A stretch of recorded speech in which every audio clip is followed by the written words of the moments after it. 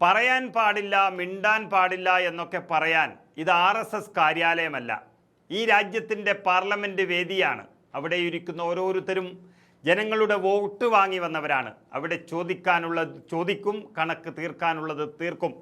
യുവാക്കളെ തല്ലിച്ചതച്ച, കണ്ണിൻ്റെ കാഴ്ച കളഞ്ഞ ഒരു ഭരണകൂടത്തിന് മുന്നിൽ നിവർന്നു നിന്ന് ഇന്നലെ പ്രിയങ്ക ഗാന്ധി നടത്തിയ പ്രസംഗം രാജ്യം മുഴുവൻ ഏറ്റെടുത്തുവെങ്കിൽ അതിനൊരൊറ്റ അർത്ഥമേയുള്ളൂ: വോട്ട് മറിച്ച പോലെ അത്ര എളുപ്പത്തിൽ ചോദ്യപേപ്പർ മറിക്കാൻ നിങ്ങൾക്കാകില്ല എന്നത് തന്നെ. പ്രിയങ്ക ഗാന്ധി തൊടുത്തുവിട്ട ഓരോ ചോദ്യങ്ങൾക്ക് മുന്നിലും അക്ഷരാർത്ഥത്തിൽ കേന്ദ്ര ഭരണകൂടം പതറിപ്പോകുന്നൊരു കാഴ്ചയ്ക്കാണ് രാജ്യം സാക്ഷ്യം വഹിച്ചത്. പ്രധാനമന്ത്രി നരേന്ദ്രമോദിയും ആഭ്യന്തരമന്ത്രി അമിത്ഷായും പ്രിയങ്കയുടെ മൂർച്ചയുള്ള വാക്കുകൾക്ക് മുന്നിൽ ഉത്തരം മുട്ടി നിൽക്കുന്നു. നിർവീര്യമായി നിന്നുപോയി എന്ന് തന്നെ പറയേണ്ടിയിരിക്കുന്നു. സ്വന്തം ഭാവിക്ക് വേണ്ടി സംസാരിച്ച പാവം വിദ്യാർത്ഥികൾക്ക് നേരെ പെല്ലറ്റ് ഗണ്ണുകൾ ഉപയോഗിക്കാൻ ആരാണ് പോലീസിന് അനുമതി നൽകിയത് എന്ന ചോദ്യം രാജ്യമൊട്ടുക്കും അലയടിക്കുകയാണ്. സ്വന്തം രാജ്യത്തെ വിദ്യാർത്ഥികളെ തീവ്രവാദികളെ പോലെയാണോ ഈ ഭരണകൂടം കാണുന്നത് എന്നാണ് പ്രിയങ്ക ചോദിച്ചത്. ഇതിന് മറുപടി നൽകാൻ രാജ്യത്തിൻ്റെ പ്രധാനമന്ത്രി തയ്യാറാകണം. അതോ ആഭ്യന്തരമന്ത്രി മറുപടി പറയണം? പ്രിയങ്ക ഗാന്ധി ചോദിച്ച ഈ ചോദ്യം കേവലം കോൺഗ്രസ് പാർട്ടിയുടെ ചോദ്യമല്ല. ഈ രാജ്യത്തെ ഓരോ രക്ഷിതാവിൻ്റെയും ഓരോ വിദ്യാർത്ഥിയുടെയും നെഞ്ചിൽ നിന്നും ഉയരുന്ന ചോദ്യമാണ്.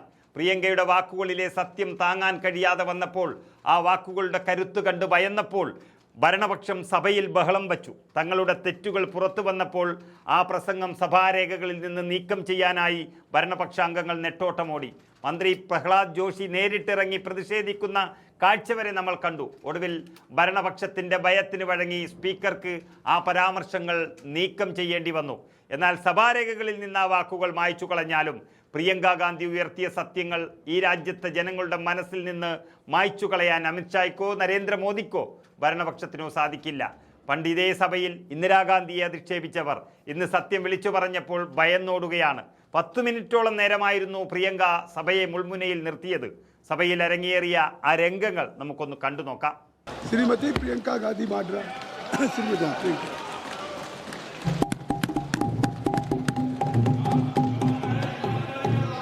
धन्यवाद अध्यक्ष महोदय जी, आपने मुझे इस विषय पर बोलने का मौका दिया। कुछ दिनों पहले हम राम मनोहर लोहिया अस्पताल गए थे। पुलिस लाठीचार्ज में घायल दिल्ली की उस छात्र की स्थिति जानने के लिए जो ICU में अपनी जिंदगी की सबसे बड़ी लड़ाई लड़ रही है। हमसे कुछ ही समय पहले आदरणीय स्वास्थ्य मंत्री जी श्री JP नड्डा वहां गए थे और उनसे कुछ समय पहले अन्य नेता भी गए। जब तक हम वहां पहुंचे, उस लड़की की मां नेताओं के आने जाने से गुस्से में थी। सुन लीजिए, सुनिए, किसी की पीड़ा का मजाक नहीं उड़ाते। किसी कोई भी हो, किसी की पीड़ा का मजाक नहीं उड़ाते। आप संसद में बैठे हैं, निशिकांत जी आप बना रहे हो। जब तक हम वहां पहुंचे, उस लड़की की मां नेताओं के आने जाने से गुस्से में थी। किस लिए आए हो? उसने ICU के दरवाजे के बाहर खड़े होकर हमें पूछा। हमारे सामने कांपते हुए हाथ जोड़े, कहने लगी कि धन्यवाद आप आए हैं, ठीक है, मगर मुझे किसी से नहीं मिलना, मुझे किसी से बात नहीं करनी। महोदय, उस माँ की पीड़ा से उसका पूरा शरीर कांप रहा था, लेकिन उसने दृढ़ आवाज में कहा, सुबह से बड़े बड़े लोग यहाँ आ रहे हैं, एक के बाद एक वीडियो बना रहे हैं। वह भी आए जिन्होंने मेरी बेटी का ये हाल किया है। किस लिए? उसने हमसे पूछा। किस लिए?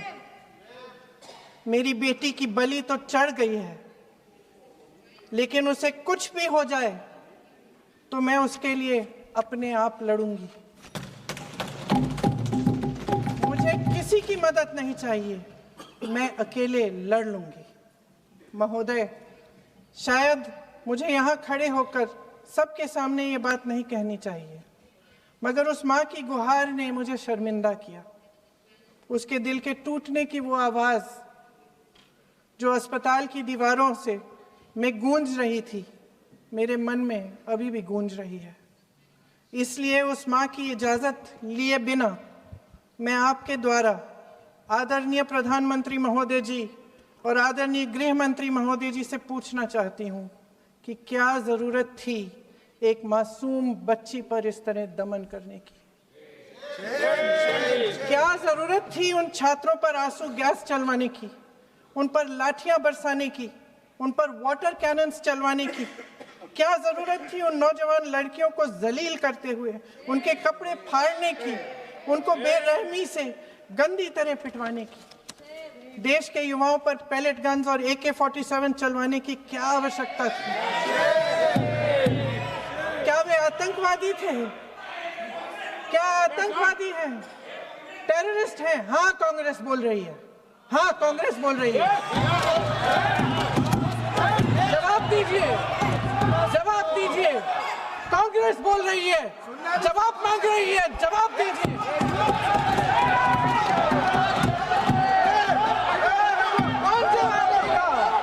कौन जवाब देगा? गृह मंत्री जी जवाब देंगे। किसने ऑर्डर दिया? किसने ऑर्डर दिया पैलेट गन्स चलाने के लिए? किसने ऑर्डर दिया? आपके माध्यम से मैं पूछती हूँ अध्यक्ष महोदय, किसने ऑर्डर दिया? प्रधानमंत्री जी ने दिया? गृह मंत्री जी ने दिया? जवाब देंगे? पूरा देश पूछ रहा है, सिर्फ कांग्रेस पार्टी नहीं पूछ रही है, पूरा देश पूछ रहा है। अध्यक्ष महोदय, देश के माता पिता पूछ रहे हैं, छात्र पूछ रहे हैं, अध्यापक पूछ रहे हैं, पूरा देश आज ये पूछ रहा है। और आपकी जिम्मेदारी बनती है कि आप इस सवाल का जवाब दें। क्यों डरते हैं आप इस देश के नौजवानों से? क्यों डरते हैं आप इस देश की बुलंद आवाज से? और उस आवाज को दबाने का हक आपको किसने दिया है? महोदय, ये सदन यहाँ बैठे हुए सांसदों की जागीर नहीं है, ये इस देश की अमानत है।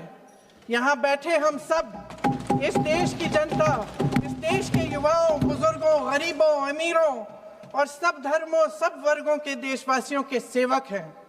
हम उनके प्रतिनिधि हैं और ये सत्ता हमें उन्होंने ही दी है। इस देश का संविधान हमारी सर आंखों पे, इस देश का लोकतंत्र सर्वोपरि है, इसे ध्वस्त करना पाप है। यह करोड़ों जनता हमसे सिर्फ एक चीज मांगती है, जवाबदेही। इंग्लिश में इसे अकाउंटेबिलिटी कहते हैं। हमें सत्ता देकर, हमें यहाँ तक लाकर सिर्फ उसकी ये गुहार है कि जो हम करें उसकी भलाई के लिए करें, और अगर उनके साथ अन्याय हो तो हम उनके प्रति जवाबदेह बने और उन्हें न्याय दिलवाएं। पिछले दिनों हजारों बच्चे सड़क पर उतरे, उन्होंने अपनी पीड़ा व्यक्त की। गांधी जी के दिखाए हुए रास्ते पर अहिंसा और सत्य को अपने दिलों में रखते हुए, गाते, मुस्कुराते हुए शांतिपूर्वक प्रदर्शन किया। लोकतंत्र के सबसे पवित्र सिद्धांत के तहत उन्होंने अपनी आवाज उठाने का अधिकार कायम किया। ये उस भारत के बच्चे हैं जो गांव में रहते हैं, जो महानगरों में रहते हैं, जो छोटे कस्बों में, छोटे शहरों में रहते हैं, जहां माँ अपने गहने बेच देती है, पिता अपनी जमीन गिरवी रख देता है, एक परिवार अपनी पूरी जिंदगी की कमाई बच्चे के सपने पर खर्च देता है। और अब उन्हीं बच्चों को लगने लगा है कि आज इस देश में मेहनत से ज्यादा बेईमानी मायने रखती है, मेरिट से ज्यादा पैसा मायने रखता है। तब सिर्फ एक छात्र नहीं हारता, उम्मीद हारती है। इन परेशान बच्चों ने अपनी उम्मीदें आपसे साझा की। उनकी मांगे क्या थी? कि पेपर लीक करके उनके साथ जो बार बार अन्याय किया जा रहा है उस पर कार्रवाई की जाए, कि जो सिस्टम उनके भविष्य को कुचल रहा है उसे सुधारा जाए, कि जो माफिया उन्हें घेरे हुए है उसे हटाया जाए, कि जिस मंत्री के कार्यकाल में ये सब हुआ वह इस्तीफा दे, कि उन पर बर्बरता करने वालों पर कार्रवाई की जाए और उसके लिए माफी मांगी जाए। बस यही उनकी मांग थी ना, कि जो शिक्षा और स्वतंत्र अभिव्यक्ति का अधिकार उन्हें संविधान ने दिया है उसे कायम रखा जाए। महोदय, हमारे एजुकेशन सिस्टम में कुछ समय से बहुत खामियां भर चुकी हैं। बच्चों पे जो प्रेशर डाला जाता है उसकी वजह से सैकड़ों बच्चों ने आत्महत्या कर डाली है। उससे भी ज्यादा बच्चे डिप्रेशन में डूब रहे हैं। परिवारों पर बच्चों को पढ़ाने लिखाने के लिए घूस, capitation fees, tuition fees, coaching fees आदि के घिनौने दबाव हैं। लोन लेने पड़ते हैं, सामान बेचना पड़ता है और उसके बावजूद कोई गारंटी नहीं कि उनके बच्चों के भविष्य मजबूत बन पाएंगे, क्योंकि बेरोजगारी चरम पे है। इस सरकार ने रोजगार पैदा करने वाले सभी सेक्टर्स को लगातार कमजोर किया। एग्जामिनेशन सिस्टम खुद फेल हो गया है। पिछले दशक में 152 पेपर लीक हुए, 750 करोड़ छात्र प्रभावित हुए, मगर एक भी दोषी, एक भी माफिया को सजा नहीं।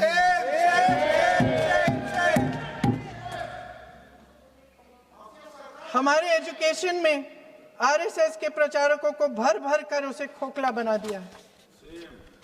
जबरदस्ती एनटीए बनवाकर सिस्टम का केंद्रीकरण करके उसे और भी उलझा दिया।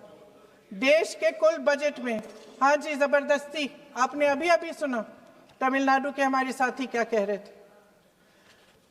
देश के कुल बजट में एजुकेशन बजट की हिस्सेदारी हर साल बढ़ाने की बजाय घटती जा रही है। 1.4 लाख करोड़ रुपया का पूरा बजट एजुकेशन बजट है और 1.32 लाख करोड़ सिर्फ नीट देने वाले 22 लाख बच्चों के परिवारों से हर साल खींचा जाता है। एक और शर्मनाक आंकड़ा भी है। 1.4 लाख करोड़ रुपया हमारा पूरा एजुकेशन बजट और 16 लाख करोड़ रुपए जो मौजूदा सरकार ने बड़े उद्योगपतियों के लोन माफ किए हैं। सोचिए